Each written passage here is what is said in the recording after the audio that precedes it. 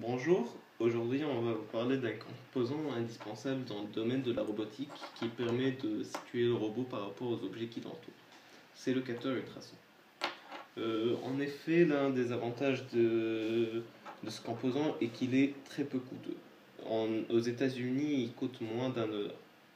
En plus de ça, il a une très bonne précision qui va jusqu'à 0,5 cm. Alors, pour vous expliquer son principe de fonctionnement, le capteur ultrason est composé d'un émetteur et d'un récepteur d'ondes sonores.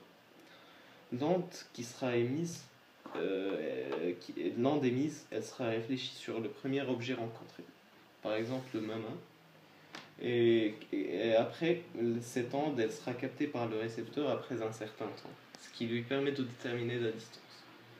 Là, j'ai une petite remarque, c'est que l'onde qui est émise, l'onde elle sera émise suivant un cône et que chaque objet se situant dans ce cône sera capté.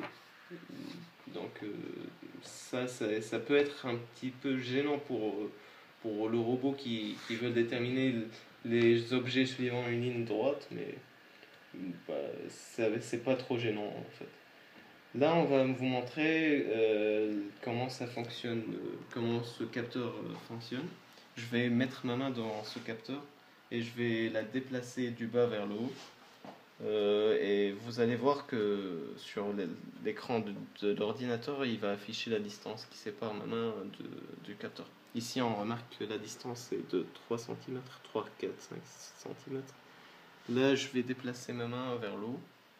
Vous voyez que ça augmente. Là, je vais déplacer ma main horizontalement. Vous voyez que les valeurs ne changent quasiment pas. Ce qui rejoint ce que je viens de dire, que ça émet suivant un cône.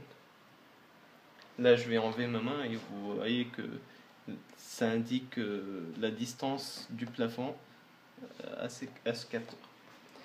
Vous trouverez donc les branchements effectués entre la carte Arduino et le capteur ultrason, ainsi que le code Arduino.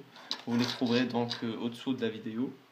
Et on a en fait pensé à mettre des commentaires sur le code pour vous faciliter la lecture. C'est tout pour cette fois et on se retrouve dans une prochaine vidéo.